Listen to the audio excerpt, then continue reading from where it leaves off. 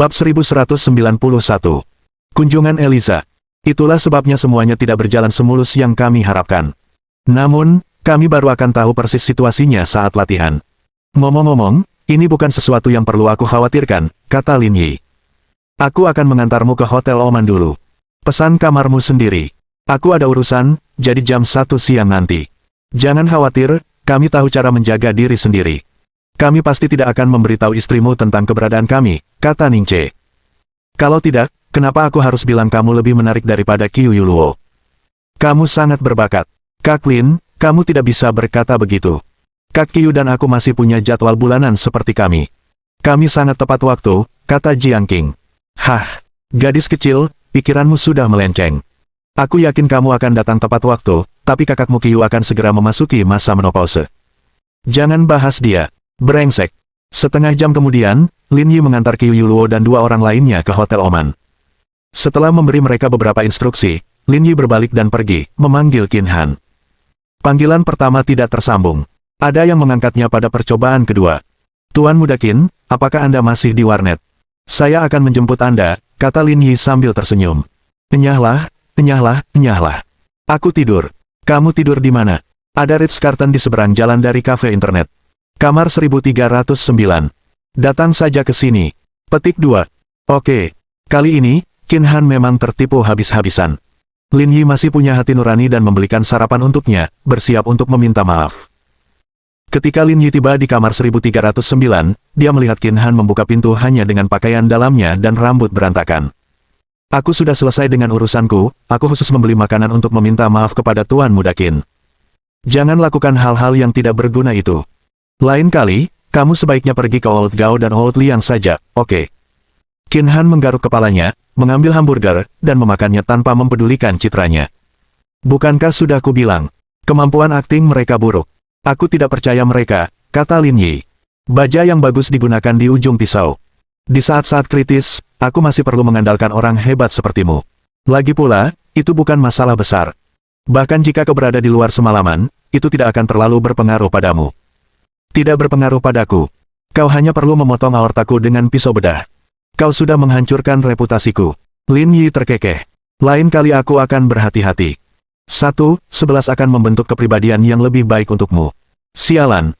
Setelah sarapan sederhana, Qin Han pergi ke kamar mandi untuk membersihkan diri. Lin Yi bertukar pakaian dengannya dan mereka kembali ke Hotel Oman bersama. Di pinggiran toyo terdapat sebuah rumah tua peninggalan era kesogunan. Deretan pohon maple ditanam di sekelilingnya. Saat angin bertiup, pohon-pohon itu berdesir, memenuhi udara dengan aroma musim semi. Mendorong pintu hingga terbuka akan terlihat halaman seluas 2 lapangan basket. Terdapat sebuah danau buatan di halaman. Sekelilingnya ditumpuk dengan batu-batu untuk meniru pemandangan alam semaksimal mungkin. Ikan koi berenang berkelompok di air yang jernih. Bahkan ketika ada yang lewat, mereka tidak takut. Dekorasi halaman secara keseluruhan sangat sederhana dan alami, menyatu sempurna dengan lingkungan sekitarnya.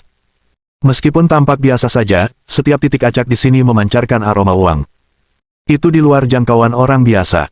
Ini adalah kediaman Yushi Mitsui. Berderak. Pada saat ini, sedan Mercedes-Benz S-Class hitam berhenti di pintu masuk halaman. Pengemudi keluar dari mobil dan bergegas ke belakang untuk membuka pintu.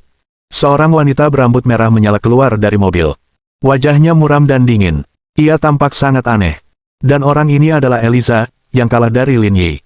Setelah melarikan diri dari villa, Eliza tidak segera menghubungi Jeffrey.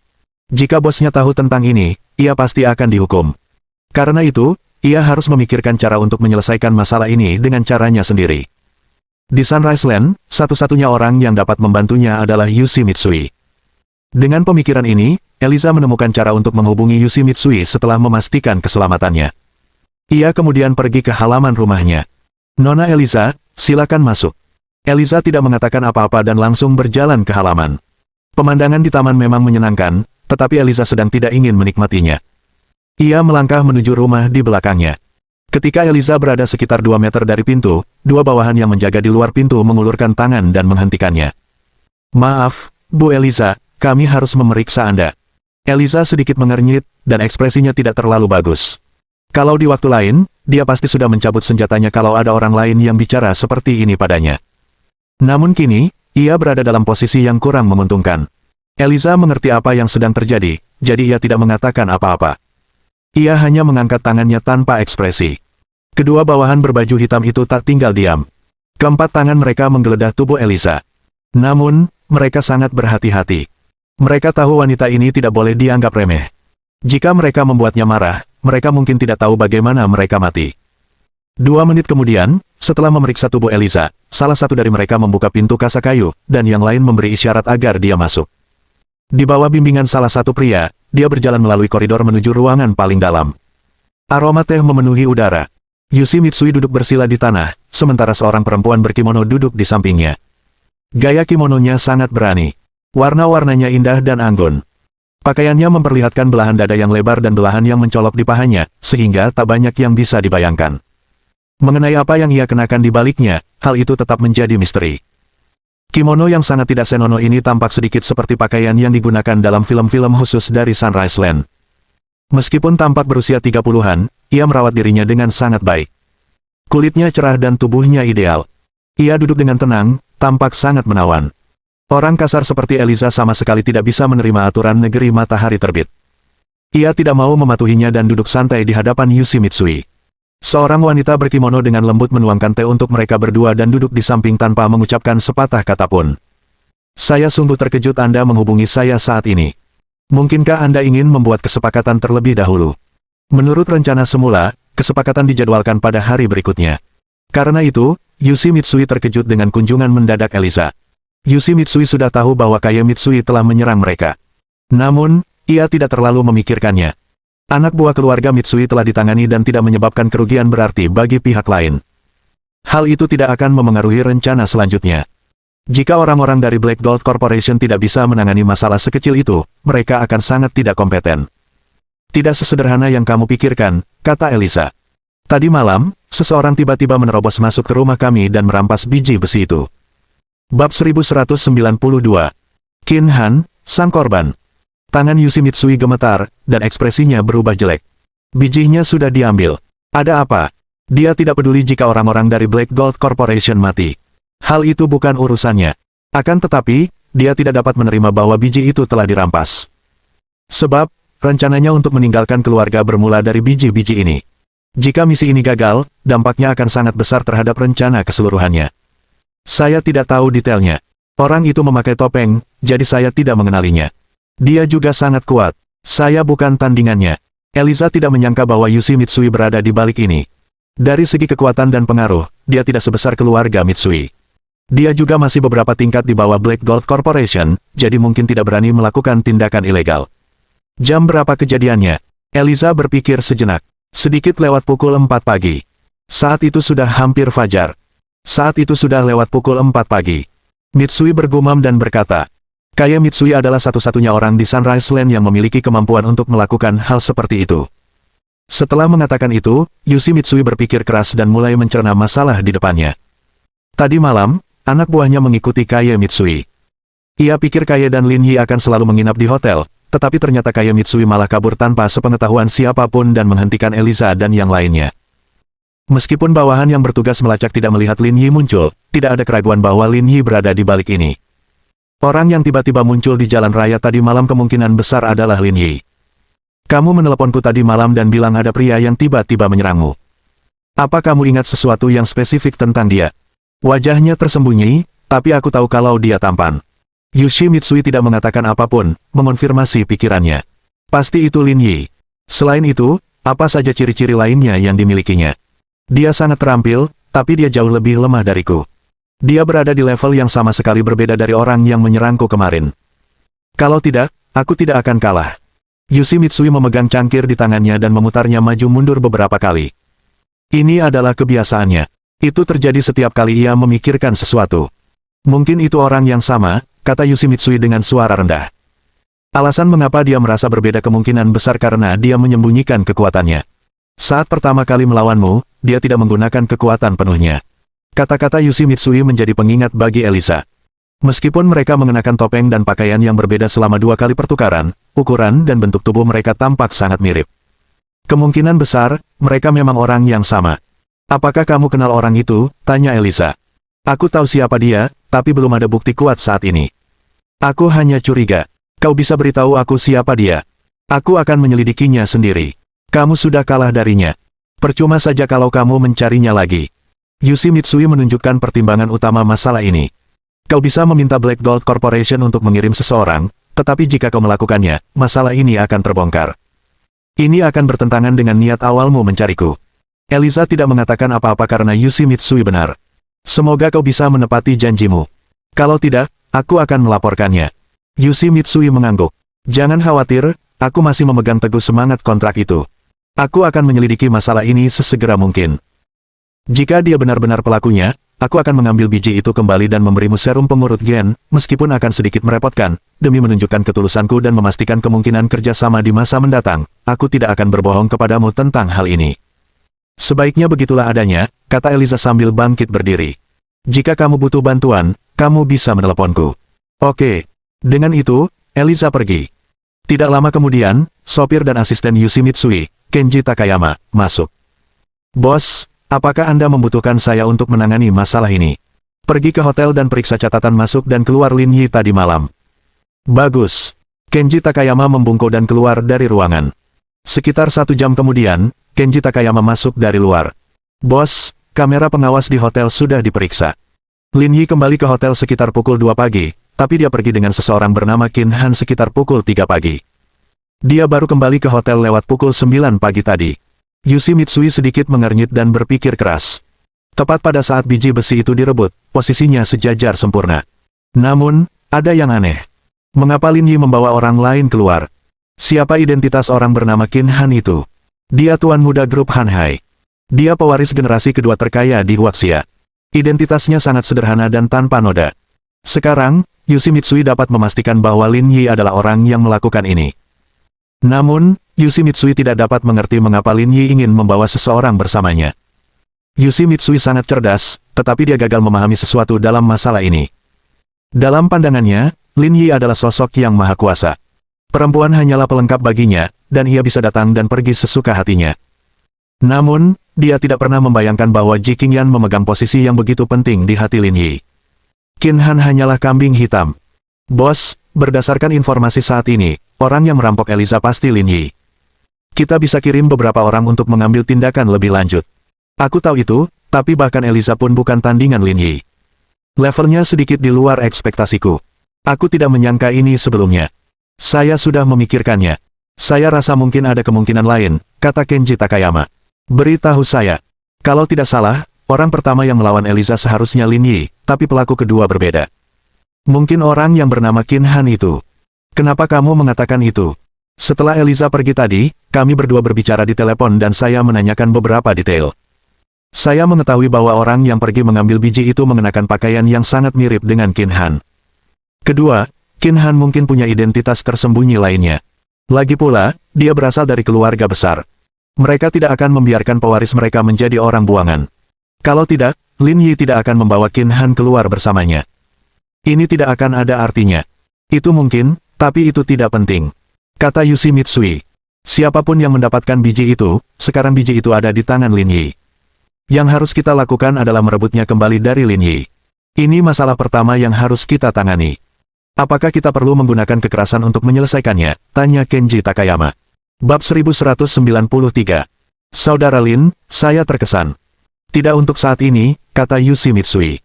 Baik Lin Yi maupun Qin Han, identitas mereka sangat istimewa. Jika kita menggunakan kekerasan secara membabi buta untuk menyelesaikan masalah ini, itu tidak akan bermanfaat bagi kita. Lagi pula, mereka bukannya tidak punya pendukung di negeri matahari terbit. Jika perlu, mereka akan mencari keluarga Mitsui untuk bertindak. Kecuali benar-benar diperlukan, kita tidak boleh gegabah. Setelah beberapa detik hening, Kenji Takayama berkata, Bos, jika kita mendapatkan bijinya, haruskah kita melanjutkan berdagang dengan Eliza? Yoshimitsui mengangkat alisnya dan menatap bawahannya yang paling menguntungkan. Bagaimana menurutmu? Saya rasa itu tidak perlu. Ini kesempatan bagus, kata Kenji Takayama. Black Gold Corporation bukan satu-satunya organisasi bawah tanah di dunia. Lagi pula, mereka bahkan tidak masuk 20 besar dunia. Sekalipun kita kalah kali ini, kita masih bisa mencari kerjasama dari organisasi lain. Tapi, sadarkah kau bahwa kekuatan kita saat ini tidak cukup untuk membuat para pemimpin kelas dunia mengakui kita? Jika kita membuat kesepakatan dengan mereka, ada risiko kita akan dirugikan. Yoshimitsui menyuarakan pendapatnya. Meskipun hanya keluarga Mitsui dan Meigo yang telah mengembangkan serum sequence gen, negara-negara maju lainnya juga sedang melakukan penelitian intensif di bidang ini. Beberapa di antaranya bahkan telah memasuki tahap klinis eksperimental. Ketika saatnya tiba, status kita di dunia akan semakin terpuruk.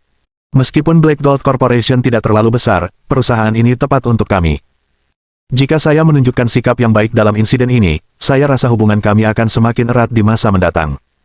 Ini akan bermanfaat bagi pertumbuhan kami. Suatu hari nanti, posisi kita di Sunrise Land akan menggantikan keluarga Mitsui. Saat itu, kita akan bisa membuat kesepakatan dengan organisasi kelas dunia. Oke, bos. Ketika Lin Yi dan Qin Han kembali ke hotel, Ji Qingyan segera menghampiri mereka dan bertanya dengan suara rendah.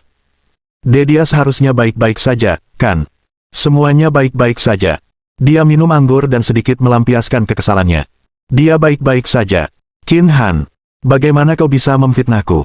Bagus, bagus. Dia menatap Qin Han dan berkata, kurasa kau tak perlu terlalu bersedih. Gadis itu memilihmu bukan karena seleranya buruk. Aku akan mengenalkanmu pada seseorang saat aku punya waktu. Tak perlu menenggelamkan kesedihanmu dengan alkohol, apalagi bunuh diri. Bunuh diri. Qin Han menatap Lin Yi dan mengeluarkan suara dari sela-sela giginya. Saya berterima kasih kepada leluhurmu karena telah melahirkanmu. Haha.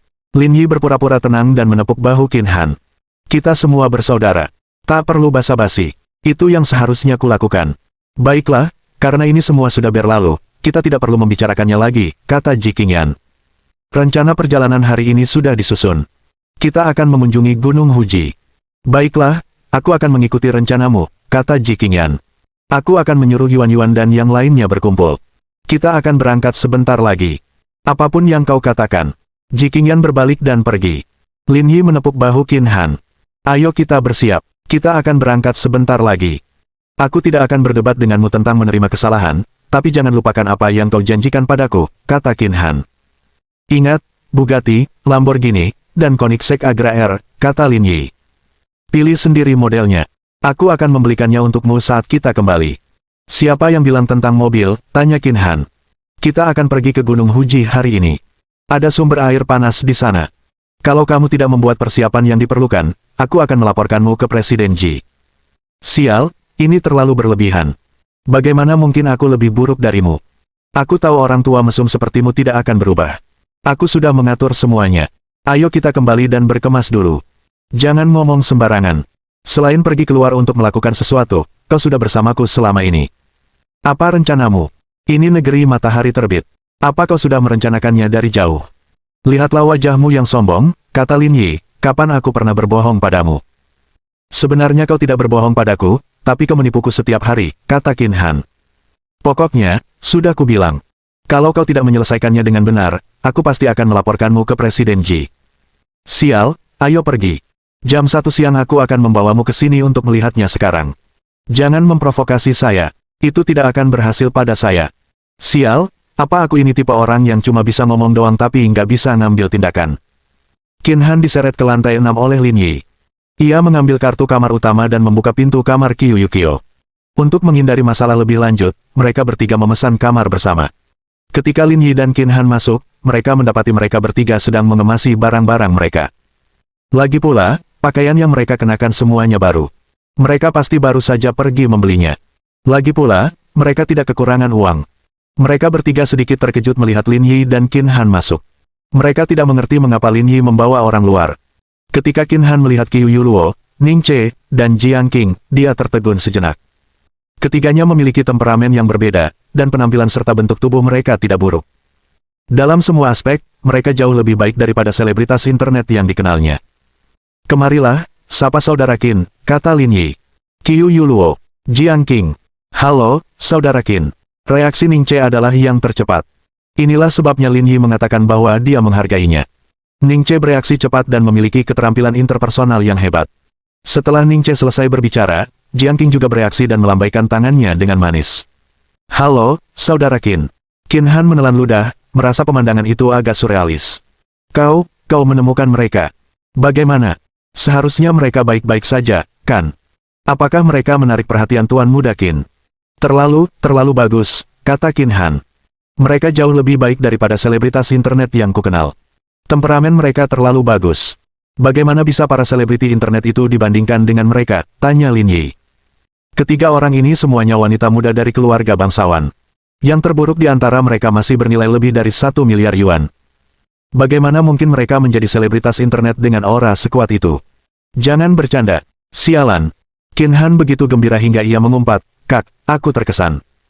Bukankah kau pergi bekerja tadi malam? Dari mana kau mendapatkan ketiga orang ini? Aku punya rencana. Kau takkan mengerti bahkan jika aku katakan." Lin Yi berbalik dan berkata kepada mereka bertiga. "Kalian bertiga bersiap-siap.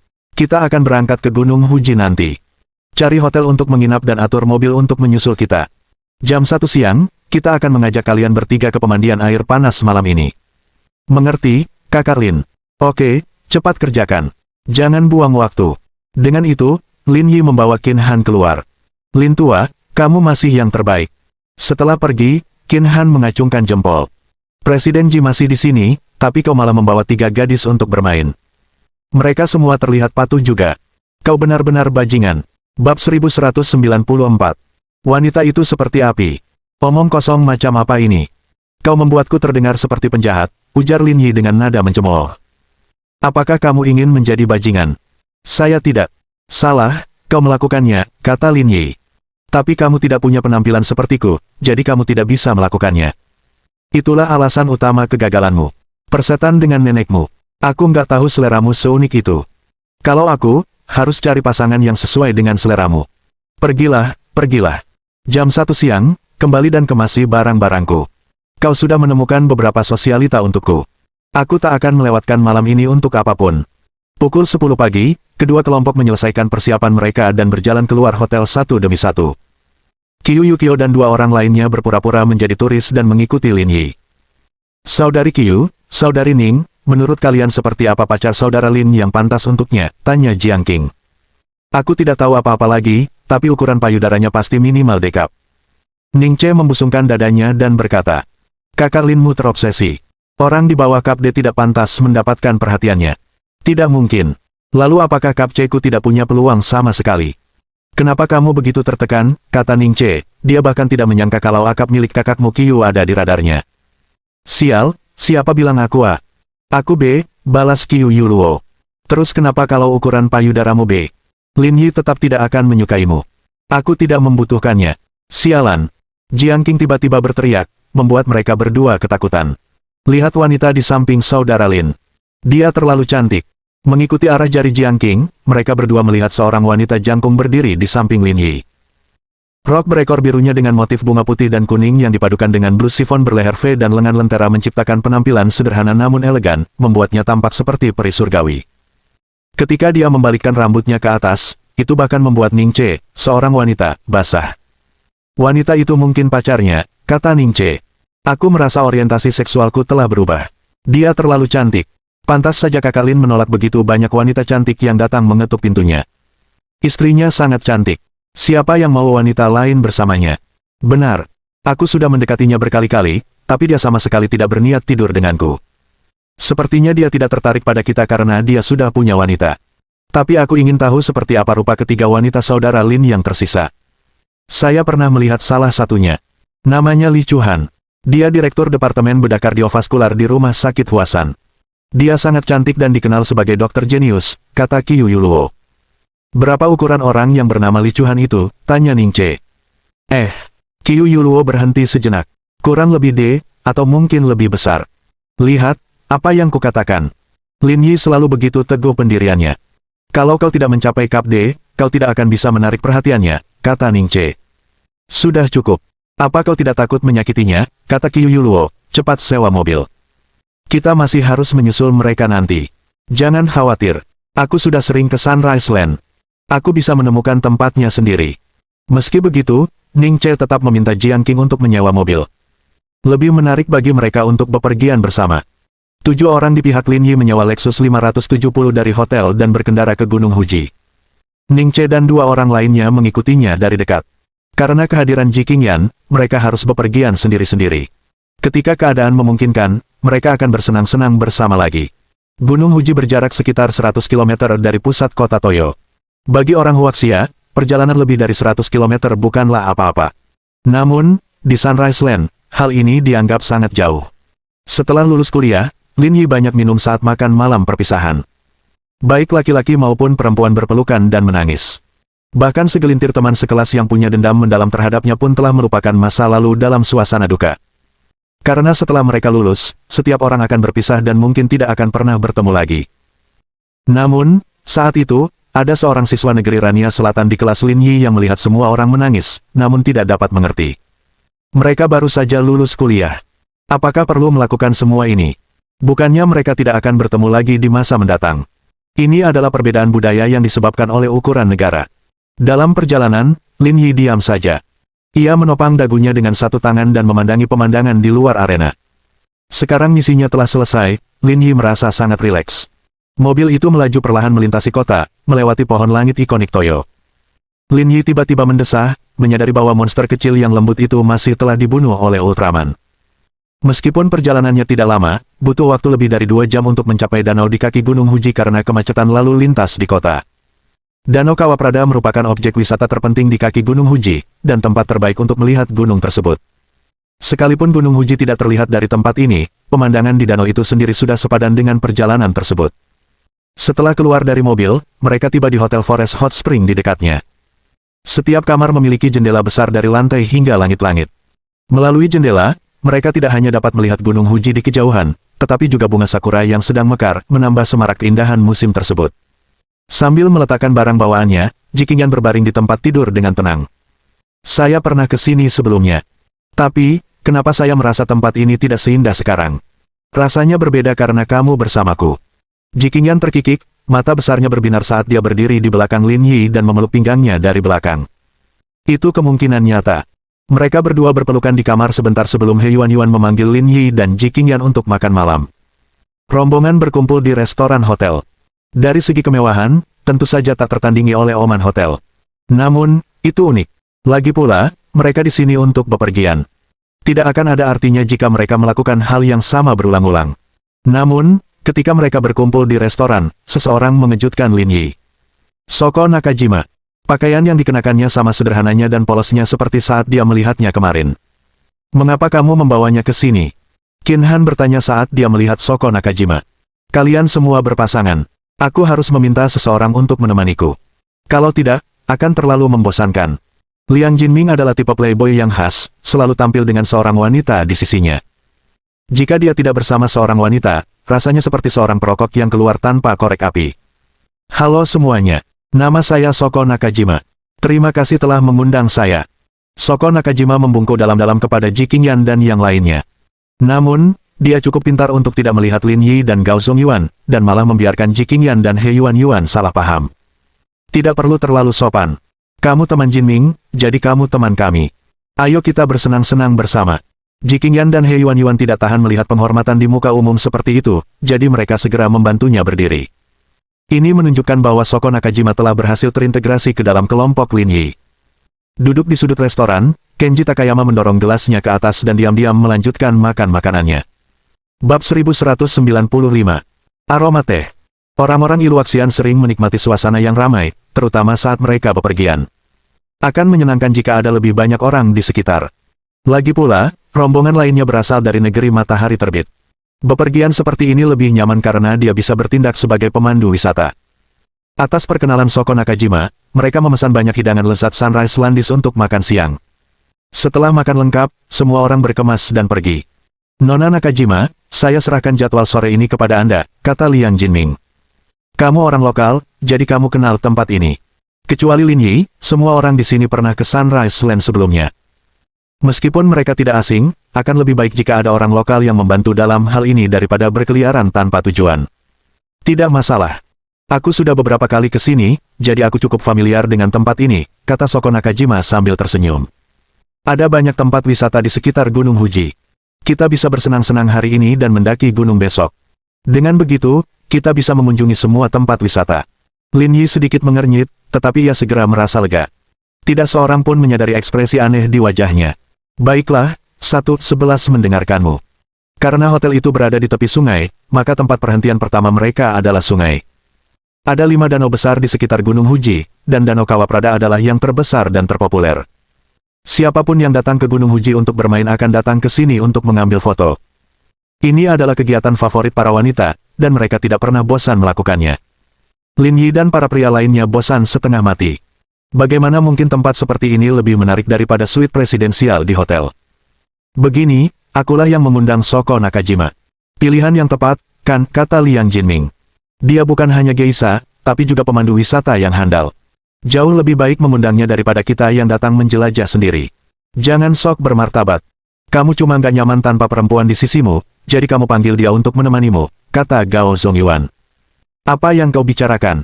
Bukankah karismaku yang membuatnya tertarik, kata Liang Jinming. Dan percayalah, Shoko Nakajima sebenarnya orang yang cukup baik. Tadi malam, kami membahas filosofi hidup dan puisi. Suasananya begitu riang. Seandainya dia berasal dari latar belakang yang lebih baik, mungkin aku bisa sukses besar. Jangan bicara omong kosong. Dia suka kakak Lin. Ini tidak ada hubungannya denganmu. Itu tidak penting, kata Liang Jinming. Tapi aku dengar darinya ada kasino besar di dekat sini yang khusus disiapkan untuk turis seperti kita. Kita akan pergi ke pemandian air panas malam ini dan bermain ronde kedua setelahnya.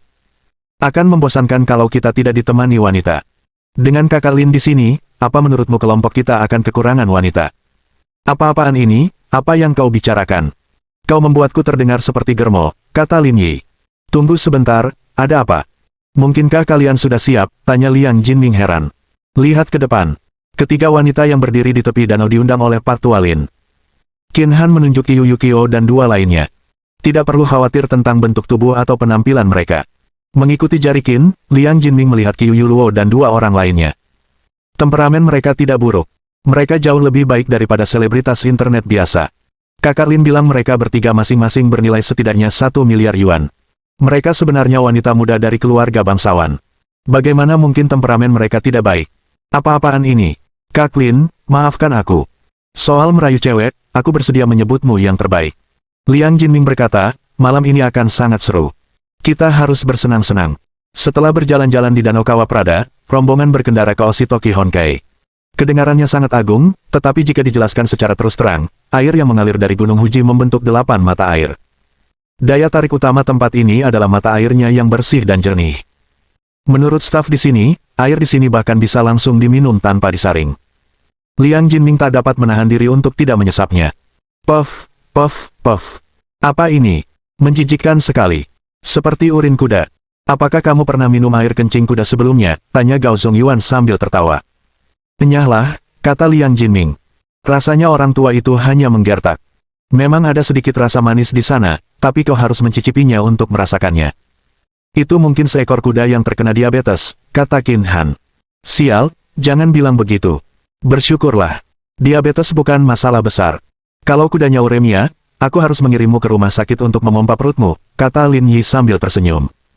Setelah berjalan-jalan di sekitar Oshitoki Honkai, semua orang pergi ke Taman Asama.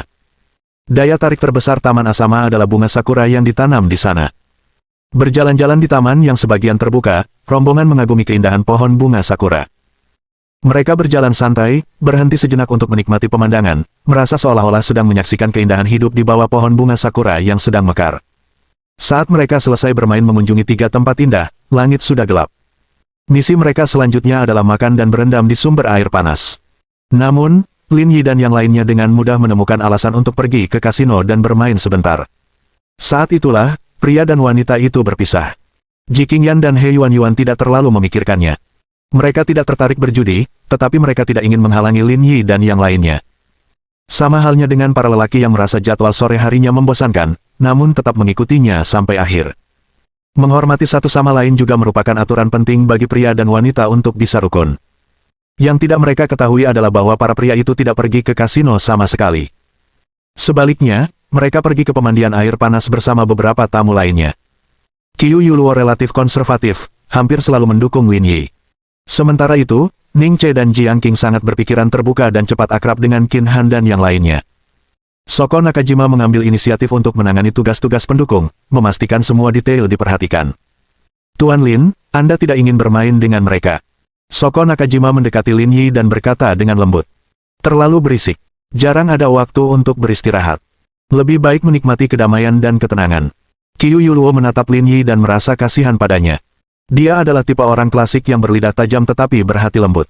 Dia memarahi orang lain dengan kata-kata paling kasar di permukaan, tetapi diam-diam juga melakukan pekerjaan yang paling melelahkan. Hal yang sama terjadi pada misi pertama di Quantum dan kali ini di Sunrise Land. Baginya, istirahat sejenak yang tenang adalah sebuah kemewahan, jadi wajar saja jika dia tidak mau ikut-ikutan bermesraan. Sama saja seperti seseorang yang merokok di dalam mobil sebelum pulang kerja. Dalam beberapa menit yang singkat itu, dia tidak menjadi milik siapapun kecuali dirinya sendiri. Lin Yi juga dalam kondisi ini. Tuan Lin, apakah Anda ingin makan sesuatu? Saya akan menyiapkannya untuk Anda. Tidak perlu. Kamu sudah berjalan seharian. Istirahatlah dulu. Saya tidak lelah, kata Shoko Nakajima.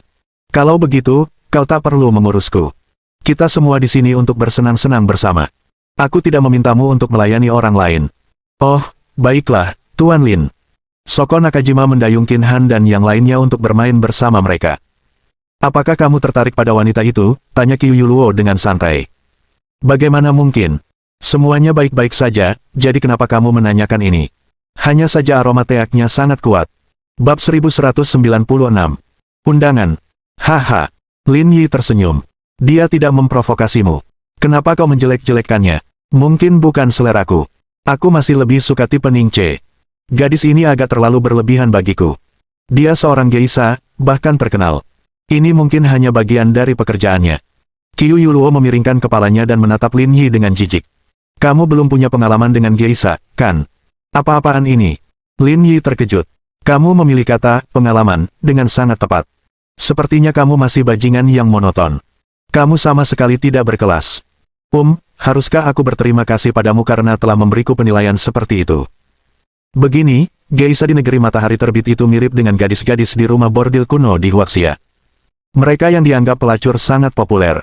Aku pernah melihat beberapa orang yang agak angkuh, berpenampilan seperti selebritas wanita di industri hiburan. Jarang sekali menemukan yang mudah didekati seperti dia, kata Qiu Yuluo. Kurasa dia mungkin tahu kamu kaya dan ingin meraup untung besar darimu. Akan lebih baik lagi kalau dia bisa menjatuhkanmu. Agak sulit. Bahkan orang seperti Liang Tua, yang berpikir dengan selangkangannya, tidak berniat menyentuhnya, apalagi aku. Aku setuju. Di levelmu, kamu mungkin tidak akan menyukai wanita seperti itu. Setelah berendam di sumber air panas sebentar, mereka berkendara dengan nyaman ke Hotel Kuil Cuyun yang berjarak 1 kilometer. Kasino terletak di bawah hotel ini. Area di bawah hotel itu sangat luas, kira-kira seukuran 2 lapangan basket. Ternyata ada banyak sekali orang di sini, di luar dugaan Lin Yi dan yang lainnya. Kebisingannya tak ada habisnya, sehingga suasananya tidak jauh berbeda dengan suasana pasar di pagi hari. Kemunculan mereka berdelapan menarik perhatian semua orang di kasino. Beberapa tamu bahkan menunjukkan tatapan penuh cinta. Namun, orang yang paling menarik perhatian bukanlah Ning Che yang genit, melainkan Shoko Nakajima. Ketika banyak orang melihatnya, mereka menunjuknya dan membicarakannya tanpa henti. Banyak orang mengenalinya. Apa yang dibicarakan orang-orang tua mesum ini? Tanya Liang Jinming. Mungkin mereka sebelumnya telah melihat penampilanku dan mengenaliku, bisik Shoko Nakajima. Kalau begitu, aku mengerti. Seperti yang diharapkan dari seorang pelacur papan atas. Statusnya hampir setara dengan selebritas. Tuan Liang, jangan menggodaku. Sebenarnya ada banyak pelacur di Kabukiko. Aku hanya salah satunya. Saya pernah ke toko Anda sekali. Toko Anda termasuk dalam 3 besar di Kabukiko. Saya rasa tidak banyak orang yang bisa menandingi Anda, kata Liang Jinming. Kalau begitu, kukira orang-orang tua mesum itu pasti pernah mengunjungi tokomu sebelumnya. Shoko Nakajima tersenyum malu-malu. Di negeri matahari terbit, ini adalah bentuk pujian. 2 pengawal bersetelan hitam sedang menjaga meja bakarat di sisi kasino bawah tanah. Di meja itu duduk 2 pria berpakaian kasual. Ada chip senilai lebih dari 10 juta yen di hadapan mereka. Mereka sedang asyik bermain. Wanita itu tampak familiar. Sepertinya aku pernah melihatnya di suatu tempat sebelumnya. Orang yang berbicara itu botak, dan tumpukan keripik di depan meja setinggi bukit. Namanya Yoshikawa Taichi, dan ia adalah manajer umum Mitsui Heavy Industries. Ia adalah sosok yang berpengaruh di perusahaan tersebut. Di samping Yoshikawa Taichi duduk seorang pemuda. Nama pria itu adalah Ito Takuma. Ia adalah manajer umum Hotel Kuil Izumo, dan ayahnya adalah salah satu pendiri tempat tersebut. Aku kenal dia. Namanya Shoko Nakajima. Dia salah satu dari 3 pelacur terbaik di Kabukiko. Dia sangat terkenal di sana. Aku bahkan pernah menonton pertunjukannya sebelumnya. Standarnya memang sangat tinggi. Pak Ito, kita akan membahas sesuatu nanti. Bisakah Anda memanggilnya untuk meramaikan suasana? Saya sangat tertarik padanya. Tentu saja. Ito tersenyum dan berkata, aku akan meminta seseorang untuk memberitahunya dan memintanya untuk datang. Di seberang sana, rombongan melihat banyak orang sedang melihat-lihat. Liang Jinming mengangkat alisnya dan melotot ke arah mereka, menyebabkan mereka yang mengagumi Shoko Nakajima mengalihkan pandangan. Kemudian, Qin Han dan yang lainnya membeli ratusan ribu chip dan pergi ke meja kartu yang berbeda, bersiap untuk membantai massa. Jiang Qing tidak tahu banyak tentang hal-hal ini, tetapi dia sangat penasaran dan terus mengikuti Ning Che. Sementara itu, Lin Yi, Qiu Yuluo, dan Shoko Nakajima duduk di ruang istirahat, makan dan mengobrol. Mereka berencana untuk beristirahat sebelum pergi bermain. "Halo, apakah Anda Nona Shoko Nakajima?" Saat mereka bertiga tengah mengobrol, seorang pria berjas hitam berdiri di depan Shoko Nakajima dan berbicara dengan sangat sopan. Melihat orang yang tiba-tiba muncul di hadapan mereka, mereka bertiga sedikit terkejut. Setelah berpikir cukup lama, mereka sampai pada kesimpulan bahwa mereka tidak mengenal orang ini. Bolehkah saya bertanya siapa Anda?" "Perkenalkan diri saya dulu. Saya manajer Hotel Izumoji, Haruka Taro. Manajer umum kami, Bapak Ito Takuma, ingin mengundang Anda untuk minum teh." Meskipun hanya ada perbedaan satu kata antara jabatan manajer dan manajer umum, terdapat perbedaan besar antara kedua jabatan tersebut. Harutaka Taro hanyalah seorang pekerja, sementara peran manajer umum biasanya dipikul oleh keturunan langsung keluarga. Dengan kata lain, pria bernama Ito Takuma adalah tuan muda Hotel Kuil Izumo. Shoko Nakajima sedikit terkejut sekaligus takut. Tanpa sadar, ia mencondongkan tubuh lebih dekat ke Lin Yi. "Tapi aku tidak mengenalmu. Nona, saya khawatir Anda salah paham. Pak Ito sudah pernah melihat penampilanmu sebelumnya, jadi beliau langsung mengenalimu. Itulah sebabnya beliau memintaku untuk datang dan mengundangmu ke ruangannya untuk mengobrol. Tentu saja, kami juga akan membayar biayanya." Begitu dia selesai berbicara, Haruka Taro membuat gerakan mengundang. "Maaf, saya di sini untuk bersenang-senang dengan seorang teman. Kalau Pak Ito mau nonton pertunjukan saya, beliau bisa pergi ke Kabuki lain kali." Haruka Taro melirik Lin Yi dan berkata padanya, "Pak Ito, manajer umum kami, akan membahas sesuatu dengan mitra bisnis. Beliau ingin mengundang Bu Nakajima untuk memeriahkan suasana. Beliau berharap Anda berkenan." "Hah?" Lin Yi terkejut. "Dia menolakmu. Itu urusannya, jadi kau harus memberitahunya." "Apa gunanya memberitahuku? Nona Nakajima ikut denganmu. Kalau kau bersedia, kurasa Nona Nakajima mau ikut denganku." Lin Yi mengangkat bahu. "Ini bukan urusanku. Tanya saja dia. Saya harus menemani Tuan Lin, jadi saya minta maaf." Shoko Nakajima membungkuk. Ekspresi Haruka Taro sedikit berubah. "Karena Nona Nakajima tidak mau pergi, kami tidak akan memaksamu. Namun, Tuan Ito mungkin tidak akan datang ke rumahmu untuk mendukungmu di masa mendatang. Kalau Pak Ito nggak bisa pergi lagi, sayang banget. Tapi saya nggak punya pilihan. Saya harus menemani Pak Lin. Kalau begitu, aku akan meninggalkanmu saja." Haruka Taro berbalik dan pergi, tapi sebelum dia pergi, dia melihat lebih dalam. Lin Yi. Bab 1197. Melawan Norma. Setelah dia pergi ke kamar air panas hotel. Pada saat ini, Ito Takuma dan Yoshikawa Taichi sedang mengobrol dengan gembira. Namun, saat melihat Haruka Taro datang sendirian, ekspresi Ito Takuma berubah. "Kenapa kamu sendirian di sini? Di mana Nona Nakajima?" Haruka Taro membungkuk. Dia bilang dia sedang menemani seorang teman, jadi dia tidak mau ikut. "Menemani teman? Bukankah kau bilang siapa aku?" "Aku sudah memberitahunya, tapi dia tetap menolak." Ekspresi itu benar-benar jelek. "Kamu tahu siapa orang-orang itu?" Haruka Taro menggelengkan kepalanya. Dilihat dari aksen mereka, mereka pasti orang Huaxian. Beberapa orang Huaxian layak untuk ditemani Nona Nakajima. Aku sudah menjelaskannya kepada orang Huaxian itu, tapi dia tidak mau mengalah. Sikapnya sangat arogan. Orang Huaxian memang seperti ini. Mereka tidak tahu harus bersikap bagaimana. Beri saja mereka pelajaran.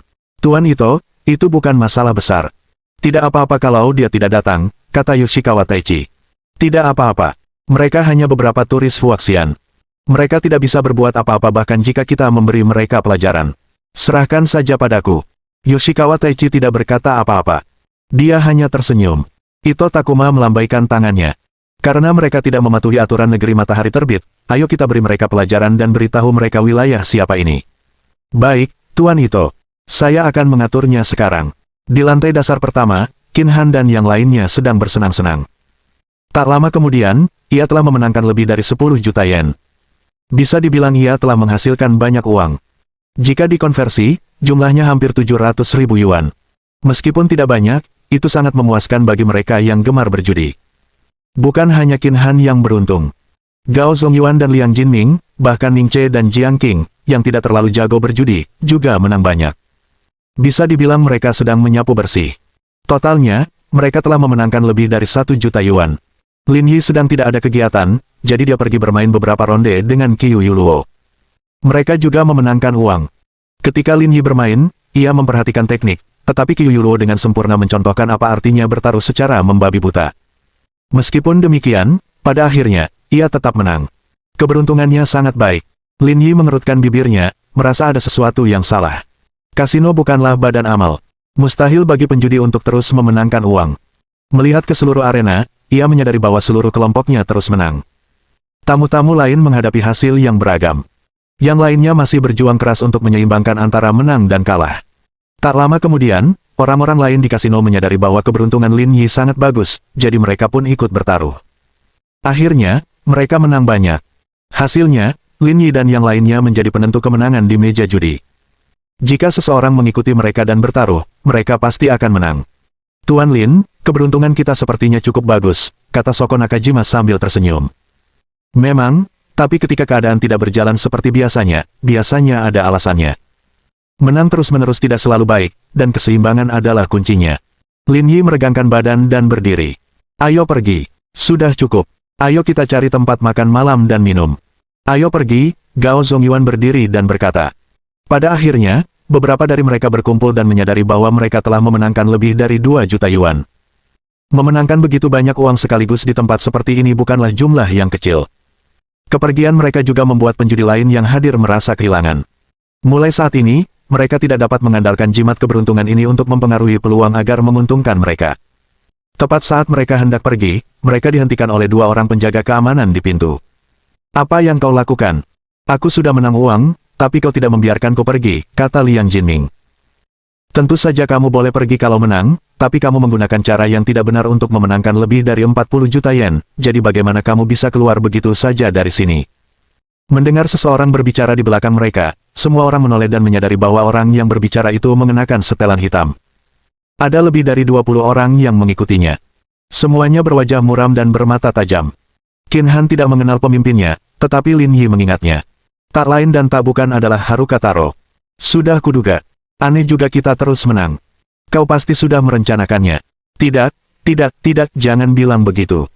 Meskipun Nona Nakajima menolak ajakan Tuan Ito, ini 2 masalah terpisah. Saya sudah membawa orang ke sini untuk menangani kecuranganmu. Begitu dia mengatakan ini, semua orang yang hadir mengerti apa yang sedang terjadi. Tak heran orang-orang ini bisa terus menang. Ternyata mereka curang. Ini menjelaskan apa yang mereka sebut keberuntungan. Mereka benar-benar cukup berani untuk mencoba menipu 40 juta yen sekaligus. Orang-orang ini semuanya adalah pelanggan tetap kasino. Dia juga tahu beberapa trik di sini. Kalau dia hanya menang beberapa juta saja, tak seorang pun akan berkata apa-apa. Namun, beberapa orang Huaxian ini benar-benar berusaha memenangkan begitu banyak uang sekaligus. Sungguh keterlaluan. Pihak Hotel Kuil Cuyun pasti tidak akan membiarkan mereka pergi begitu saja. Cepat. Ayo mundur, kata beberapa pria dari negeri matahari terbit kepada teman-teman perempuan mereka. Apakah ini serius? Tentu saja, aturan kasino sangat ketat. Mereka curang, jadi kemungkinan besar anggota tubuh mereka akan dipatahkan. Ini terlalu berdarah. Mau bagaimana lagi? Ini aturan di kasino. Kecurangan sama sekali tidak diperbolehkan. Secara naluriah, orang-orang lain di kasino mundur, takut mereka akan terlibat. Saya bisa membuktikan bahwa Tuan Lin tidak curang. Jangan bicara omong kosong, kata Soko Nakajima. Nona Nakajima, itu bukan hak Anda untuk memutuskan, kata Haruka Taro. Kamu bekerja di Kabukiko, jadi kamu sering bertemu orang Huaxian. Kamu tahu orang seperti apa mereka. Lagi pula, para penipu yang paling banyak kita tangkap setiap tahun juga orang Huaxian. Kurasa tidak perlu membela mereka. Orang Huaxian itu orang-orang yang sangat baik. Tolong jangan terus-terusan bicara omong kosong, kata Soko Nakajima. Tuan Lin adalah teman saya mengenalnya dengan baik, dia sangat kaya, mustahil baginya untuk melakukan hal seperti itu. Nona Nakajima, kau pasti sudah mulai termakan omong kosongnya karena berani membelanya. Aku ingin memberitahumu, orang-orang Huaxian ini memang jago menipu orang lain. Kau sudah tertipu olehnya, kata Haruka Taro sambil mencibir. Kalau tidak percaya, silakan tanya orang-orang di sini dan lihat pendapat mereka tentang orang Huaxian, saya rasa saya tidak memfitnah mereka. Orang Huaxian memang bukan orang baik. Aku bisa membuktikannya. Setiap tahun, banyak orang Huaxian datang ke negeri matahari terbit dan mencuri sumber daya kita. Aku paling benci orang Huaxian. Cepat kembalikan uangnya. Haruka Taro mengangkat bahu, senyum menggoda terlihat di matanya. Nona Nakajima, sekarang Anda harus percaya bahwa saya tidak memfitnah mereka, tetapi orang-orang ini sungguh jahat. Anda tidak perlu membela beberapa penipu. Biarkan saya yang menangani masalah ini. Bab 1198. Apakah Anda tahu Pinduoduo? Sekalipun orang lain seperti ini, Tuan Lin tidak akan pernah melakukan hal serendah ini. Kami pergi sekarang. Kuharap kau tidak menghalangi jalan kami. Lin Yi menepuk pundaknya dari belakang, dan Soko Nakajima berhenti berbicara. Minggir, aku akan bicara dengan mereka. Saya mencoba untuk berunding dengan mereka. Sebanyak apapun kau bicara, itu akan sia-sia. Sebaiknya kau cari tempat untuk duduk dan beristirahat. Setelah Lin Yi selesai berbicara, Ningche melangkah maju dan meraih tangan Soko Nakajima, menariknya ke sisinya. Baiklah, baiklah. Ayo kita cari tempat istirahat dan biarkan Lin Yi mengurus masalah ini sendiri. Kata-kata Ningche jelas dimaksudkan untuk didengar Qin Han dan yang lainnya. Mereka tahu level Lin Yi. Menangani masalah sekecil itu tentu saja bukan masalah selama tidak ada yang mengganggu. Ayo, kita cari tempat duduk sebentar, kata Liang Jinming. Sudut mulut Haruka Taro melengkung. Dilihat dari sikapmu, sepertinya kau sangat percaya padanya. Tepat sekali. Kalau kau bisa membunuhnya, aku akan mengakui betapa hebatnya dirimu. Aku tidak hanya akan memberimu 40 juta yen ini, tapi aku juga akan memberimu 40 juta yen lagi sebagai kompensasi. Bagaimana menurutmu?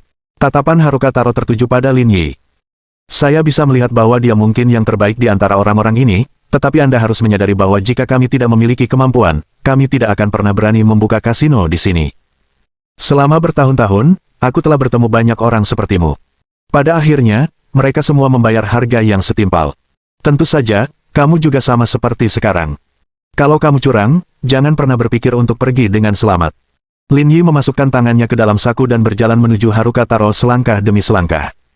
Akhirnya, ia berhenti setengah meter di depannya. Kamu yakin tidak akan membiarkanku pergi? Tentu saja. Haruka Taro mengangkat bahu, raut arogannya tak tersamarkan. Kau harus membayar harga atas perbuatanmu. Suara mendesing. Lin Yi tidak berkata apa-apa lagi. Ia mengangkat kakinya dan menendang Haruka Taro. Yang terakhir tidak bisa bereaksi sama sekali. Benturan dahsyat itu membuatnya terpental. Orang yang berdiri di belakangnya melihat bahwa situasinya tidak baik dan bergegas maju untuk menangkapnya. Batuk, batuk, batuk. Haruka Taro memegangi perut bagian bawahnya dan batuk beberapa suap darah. Ia merasa perutnya seperti terbakar dan organ-organ dalamnya bergeser.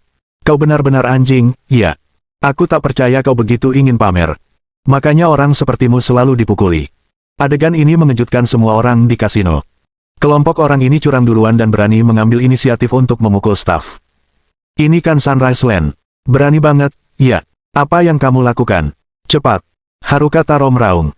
Sekitar 20 orang yang dibawanya mengeluarkan tongkat yang diikatkan di pinggang mereka dan menyerang Lin Yi dengan ganas. Senjata. Lin Yi tersenyum. Kalian sudah cukup siap. Haruka Taro memegang perutnya dan menggertakkan giginya. Baru saja, kalau saja kalian membayar dan menyerahkan salah satu tangan kalian, masalah ini bisa diselesaikan. Tapi sekarang, jangan ada di antara kalian yang berpikir untuk pergi. Sudah lama sekali aku tidak melihat pamer yang begitu mencolok seperti ini. Dengan itu, Lin Yi mengeluarkan belati dari pinggangnya, mencengkeram orang di depannya, mencengkeram kerahnya, lalu menusuk perutnya 2 kali. Ini adalah jurus paling umum yang dilakukan para hooligan Tiongkok. Lin Yi telah mempelajarinya sejak SMA. Namun, saat itu ia masih malu-malu dan tidak berani menusuk siapapun. Kini, mimpinya pun terwujud. Setelah ditusuk 2 kali oleh Lin Yi, mata pria kekar itu melebar saat dia memegang perut bagian bawahnya dan jatuh ke tanah. Darah mengalir deras dari tubuhnya. Warnanya begitu merah hingga menyilaukan. Darah menetes dari belati Lin Yi, membuat semua orang ketakutan dan berhenti. Mata mereka dipenuhi kewaspadaan, dan mereka tidak berani melangkah lebih dekat. Lin Yi mengaitkan jarinya ke yang lain. Lanjutkan, aku bahkan belum pemanasan. Dengan baik. Haruka Taro juga ketakutan setengah mati. Wajahnya pucat pasi dan ia tak berani bergerak. Dia tidak pernah menyangka Lin Yi akan begitu berani menusuk seseorang dengan pisau. Lagi pula, ini bukan wilayahnya. Lin Yi melangkah mendekati Haruka Taro selangkah demi selangkah. Begitu pula orang-orang di sekitarnya yang juga mundur selangkah demi selangkah, tak berani mendekat hingga 5 meter. Haruka Taro juga takut, tetapi rasa sakit di perut bagian bawahnya membuatnya tidak bisa bergerak. Melihat Lin Yi berdiri di depannya, Haruka Taro gemetar hebat, seolah-olah dia berada di dunia es dan salju. Lin Yi menepuk wajah Haruka Taro dengan pisau berdarah itu. Apakah kamu masih akan mengatakan bahwa aku curang? Tidak, jangan bicarakan itu lagi. Kurasa kau bicara dengan bandar, lalu sengaja membiarkan kami menang agar kau akhirnya bisa menuduh kami curang. Aku benar, kan? Ya. Haruka Taro tergagap. Kita mengaku kalah kali ini. Cepat ambil uangnya, lalu pergi. Ketika kau menyuruhku mengaku kalah, aku memang harus mengaku kalah. Sekarang, ketika kau menyuruhku mengambil uang itu dan pergi, aku juga harus melakukannya. Bukankah kau memperlakukanku seperti budak dengan memerintahku? Tubuh Haruka Taro gemetar. Apa maumu? Apakah kamu kenal Pinduoduo? Lin Yi bertanya sambil tersenyum. Kata-kata acak Lin Yi tidak hanya mengejutkan Haruka Taro, tetapi juga Qin Han dan yang lainnya di belakangnya. Mengapa Anda berbicara tentang Pinduoduo saat ini? Aku mau, kata Haruka Taro. Itu adalah perusahaan internet yang sangat terkenal. Benar sekali. Kamu tahu banyak. Mengapa kamu menanyakan hal itu padaku? Aku nggak ngapa-ngapain. Aku cuma mau nembak kamu. Lin Yi memegang belati itu dan menusuk Haruka Taro. Bilahnya kembali berlumuran darah. Kalau saja kau tidak memfitnah orang Huaxian tadi, aku bisa saja melepaskanmu, tapi kau malah bicara omong kosong di depanku. Apa kau pikir aku, Lin Yi, tidak peduli dengan reputasiku? Kamu, kenapa? Kamu tidak terima. Saya terima. Lin Yi menggosokkan darah pada belati ke tubuh Haruka Taro. Lebih dari 70 tahun yang lalu, generasi yang lebih tua sudah membuatmu menyerah, jadi sekarang giliranku, aku tak boleh malu di sini. Selama kau mengakui kekalahan, aku akan puas. Sambil menyeka darah dari belati, Lin Yi melambai ke arah yang lain. Ayo pergi. Kita sudah selesai. Ayo cari tempat makan. Ayo pergi. Melihat betapa riangnya Lin Yi dan yang lainnya, semua orang di kasino tercengang.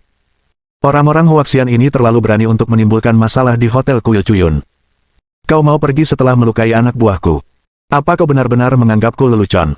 Sebelum dia sempat keluar pintu, dia mendengar teriakan dingin. Tuan Ito, akhirnya Anda sampai. Lin Yi dan yang lainnya berbalik dan melihat Ito Takuma dan Yoshikawa Taichi menuruni tangga bersama dua pengawal. Ekspresi mereka sedingin es. Melihat mereka, Soko Nakajima sedikit mengernyit.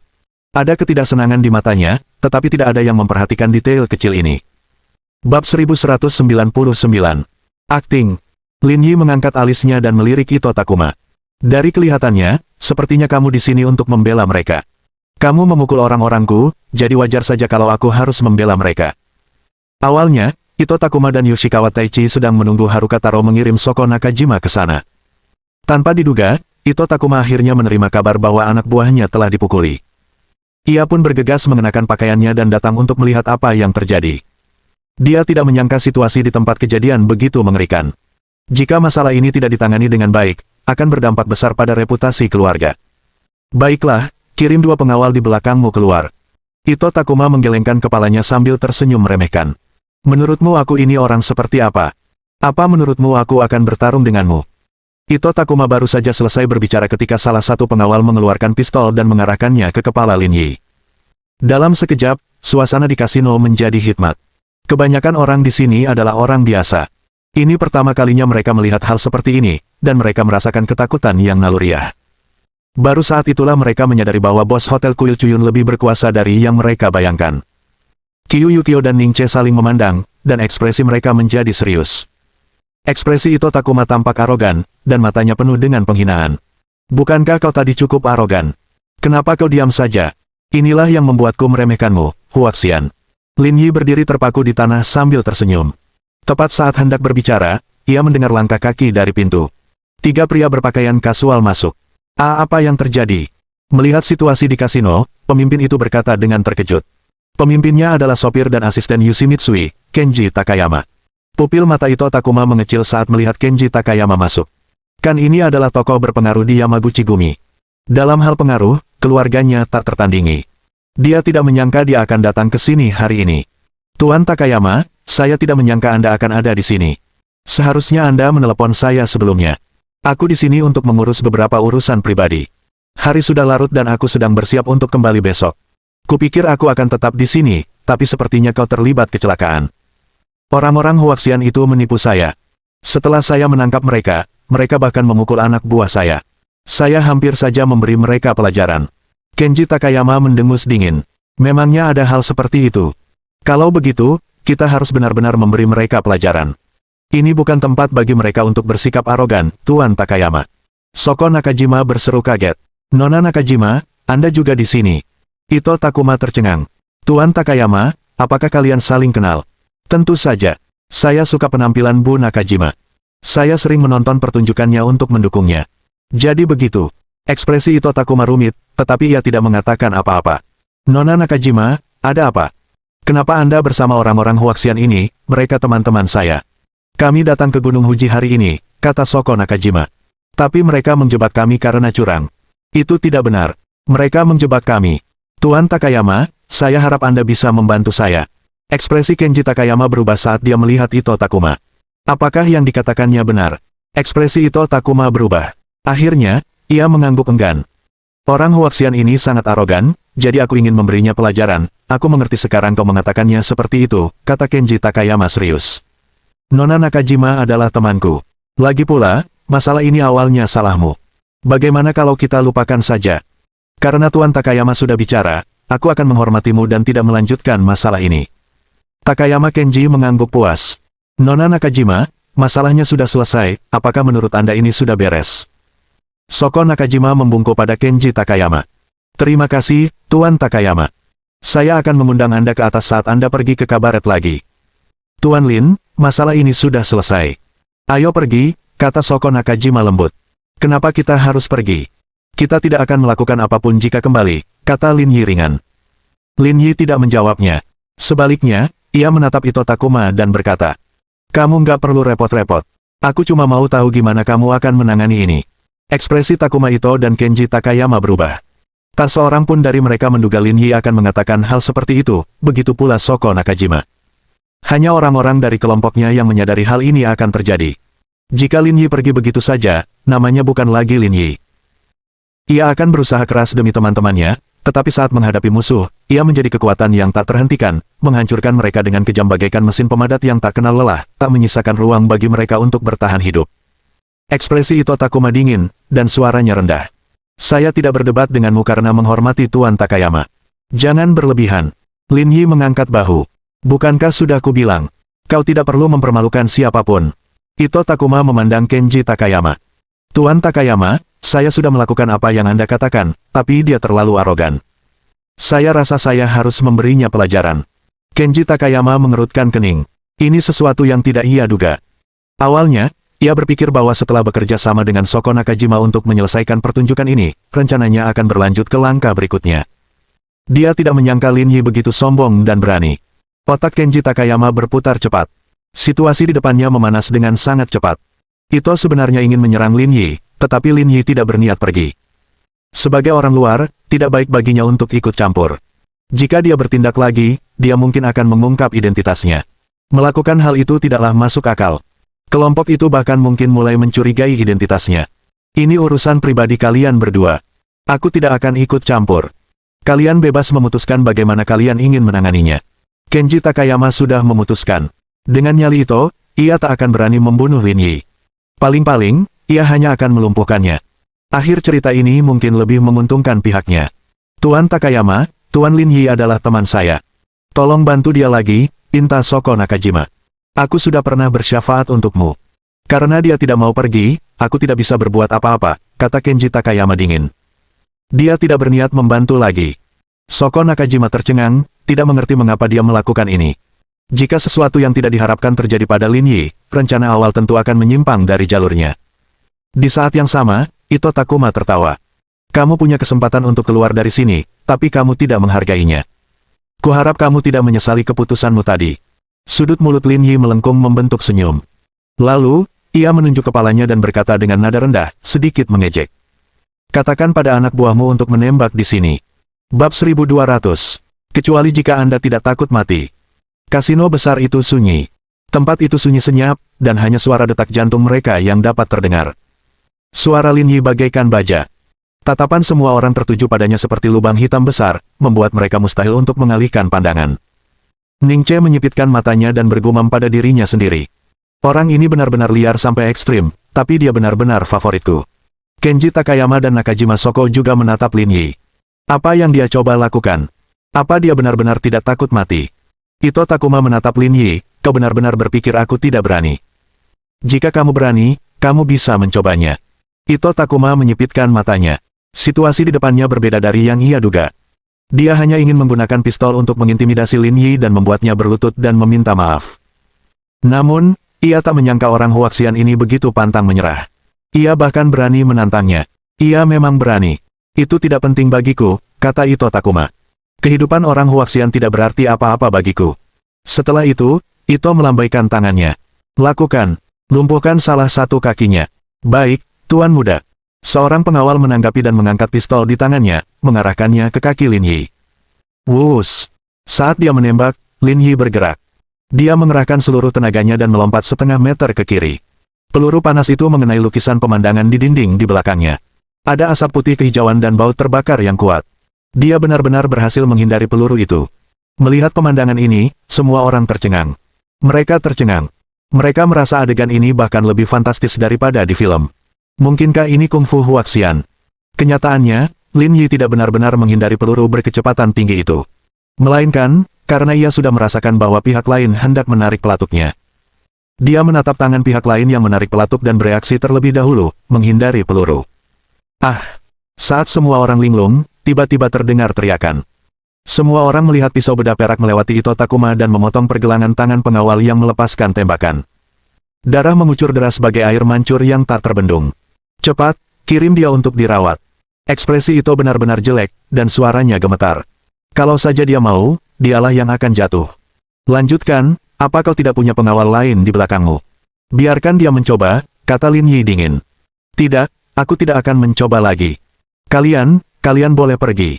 Aku akan menganggap uang itu sebagai hadiah untuk kalian. Kami tidak menginginkannya lagi.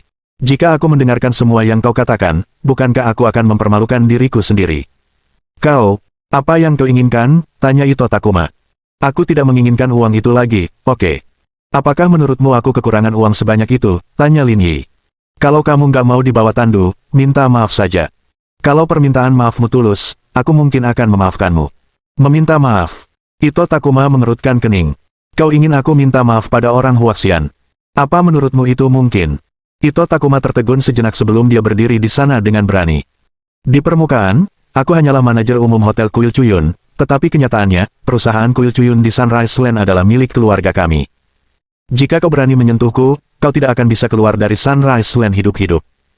Maka aku akan menunjukkan kepadamu bahwa hidupmu tergantung padaku, bukan surga. Pada saat itu, Lin Yi menyerbu ke depan Ito Takuma dengan belati di tangan kanannya dan mencengkeram kerahnya dengan tangan lainnya, dengan mudah menariknya ke depan. Pada saat ini, Lin Yi menusuk Ito Takuma dengan belati. Saat itu juga Ito Takuma panik. Ekspresi tenangnya berubah menjadi ketakutan. Pada saat ini, dia menyadari bahwa Lin Yi benar-benar berani menyerangnya. Dia tidak hanya mencoba mengintimidasinya. Tunggu, tidak, aku minta maaf. Seruan Ito Takuma bergema di seluruh kasino. Semua orang di Sunrise Land terkejut. Dia benar-benar telah menyerah pada seorang Huaxian. Tubuh Ito Takuma gemetar, dan keringat dingin membasahi bagian belakang pakaiannya, seolah-olah dia terjebak dalam badai. Pada saat ini, tak seorang pun yang bisa memahami ketakutan mendalam itu lebih baik daripada dia. Belati itu telah mencapai perut bagian bawahnya. Pisau di atasnya telah memotong kulitnya. Jika kamu tahu ini akan terjadi, mengapa kamu melakukannya sejak awal? Kamu, tenanglah, aku akan minta maaf. Lin Yi tersenyum. Kamu harus benar-benar terlihat seperti sedang meminta maaf. Ini terlalu tidak tulus. Lin Yi mengerahkan kekuatan dengan tangan kirinya dan menekan Ito Takuma hingga berlutut. Mari kita mulai. Ya, ini salahku. Seharusnya aku tidak mendekati Nona Nakajima dan mencoba menjebakmu. Ini semua salahku. Tuan Muda, Anda tidak bisa mengambil semua tanggung jawab pada diri Anda sendiri. Manajer hotel, Haruka Taro, berkata. Tuan Yoshikawa lah yang jatuh hati pada Nona Nakajima. Itulah sebabnya Anda meminta saya mencarinya. Lin Yi memiringkan kepalanya dan menatap pria di sampingnya. Saya dari Mitsui Heavy Industries. Kalau kamu menyerang saya, Departemen Hukum Grup kami akan meminta pertanggungjawabanmu. Berdebar. Yoshikawa Taichi berlutut tanpa berpikir. Dia sudah tua dan tidak sekuat Ito Takuma. Karena itu, dia mengakui kekalahan sebelum Lin Yi bisa berbuat apapun. Ningche dengan santai menyalakan sebatang rokok dan mengumpat dalam hatinya. Lin Yi menarik belatinya dan tersenyum. Karena kamu begitu tulus, aku tidak akan melanjutkan masalah ini hari ini, tapi, jika lain kali, semuanya tidak akan semudah ini. Dengan itu, Lin Yi melambaikan tangannya dan berkata kepada yang lain. Ayo makan. Kita semua lapar. Ayo pergi, kata Liang Jinming. Semua orang yang hadir merasakan seolah-olah ada paku yang tumbuh di bawah kaki mereka saat mereka menatap Lin Yi dan yang lainnya, mata mereka dipenuhi rasa takut. Tuan Takayama, terima kasih atas bantuan Anda. Soko Nakajima berkata pada Kenji Takayama. Anda terlalu baik, Bu Nakajima. Saya tidak banyak membantu. Dia sendiri yang menyelesaikan masalahnya. Setelah kejadian hari ini, kita tidak bisa bersenang-senang lagi di sini. Aku akan datang ke rumahmu untuk mendukungmu beberapa hari lagi. Terima kasih, Tuan Takayama. Keduanya saling menyapa, dan Soko Nakajima pergi bersama Lin Yi dan yang lainnya. Tuan Takayama, Lin Yi bahkan lebih tangguh dari yang kita bayangkan, dan kesulitan menghadapinya mungkin lebih tinggi dari yang kita duga, ujar salah satu anak buah Kenji Takayama di belakangnya. Saya juga menyadarinya, jawab Kenji Takayama dengan tenang. Lagi pula, tekadnya bahkan lebih besar dari yang kuduga. Jika kita terus mencoba menyusup ke kelompoknya seperti ini, kita mungkin kehabisan waktu. Kita perlu memberitahunya untuk mempercepat langkahnya. Kita tidak bisa menunda lebih lama lagi. Mohon dukungan dari omom ante-ante sekalian, buat subscribe atau sharekan novel Mimin ke Facebook kalian, agar channel Mimin bisa terus berkembang. Dengan begitu, Mimin bisa lebih semangat untuk up novel seru lain ke depannya. Buat teman-teman yang sudah subscribe dan sharekan novel Mimin, Mimin ucapkan terima kasih sebanyak-banyaknya.